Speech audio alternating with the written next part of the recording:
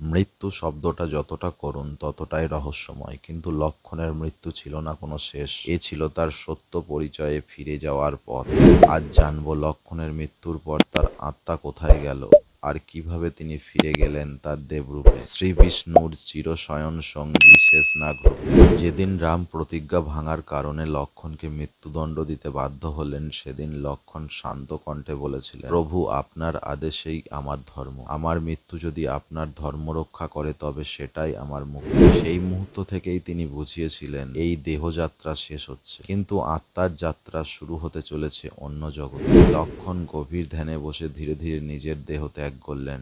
মুহূর্তের মধ্যে আকাশে আলো ছড়িয়ে পড়ল, দেবদূতরা ফুল বর্ষণ করতে লাগলেন, আকাশে ভেসে উঠল দেবতার কণ্ঠ, লক্ষণ তুমি তোমার ভূমিকা পূর্ণ করেছ, তুমি কেবল রামের ভাই নয়, তুমি শ্রী বিষ্ণুর চিরসঙ্গী, মহাশক্তিধর অনন্ত শেষনাগ। লক্ষণের আত্মা জ্যোতিরূপে উঠতে লাগলো স্বর্গের পথে, দেবলোক আলোকিত হয়ে উঠল তার উপস্থিতিতে। ইন্দ্র, ব্রহ্মা, নারদ এবং অন্যান্য দেবতা তাকে অভ্যর্থনা জানালো। ইন্দ্র বললেন, হে শেষনাগ, তোমার ভূমিকা পূর্ণ হয়েছে, এখন ফিরে যাও তোমার স্থানে, যেখানে শ্রী বিষ্ণু বিশ্রাম নেন, সেই ক্ষীরসাগরে। লক্ষণের আত্মা ধীরে ধীরে ক্ষীরসাগরের দিকে এগিয়ে গেল। ক্ষীরসাগরের বিশালতায় ঝলমল করছে জ্যোতিষময় আলো, সেখানে শয়ান শ্রীবিষ্ণুর নিচে সাদা দুধের স্রোতের উপর 10,000 ফনায় বিস্তৃত হলো শেষনাগ।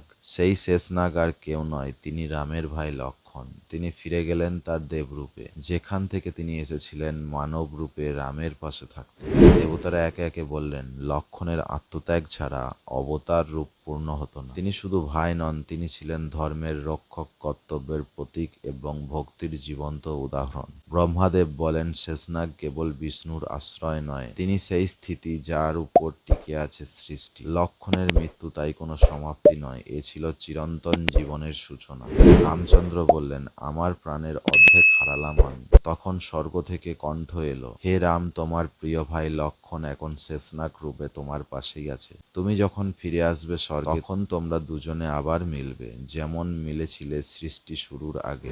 রামের চোখে জল, মুখে একটুখানি শান্তির ছায়া। তিনি জানলেন ভাই হারিয়ে যায়নি, শুধু রূপ বদলেছে। লক্ষণের মৃত্যু ছিল না এক ভাইয়ের বিদায়, এ ছিল এক দেবতার প্রত্যাবর্তন। মানব জীবনে তিনি শিখিয়েছিলেন কর্তব্য ও ভক্তির অর্থ, আর দেবরূপে তিনি শিখিয়ে গেলেন ভালোবাসা কখনো মরে না, সে কেবল রূপ বদলায়। ধন্যবাদ। জয় শ্রীরাম। হিন্দু ধর্মের জয়। मेरे तन मन धड़कन में सिया राम राम।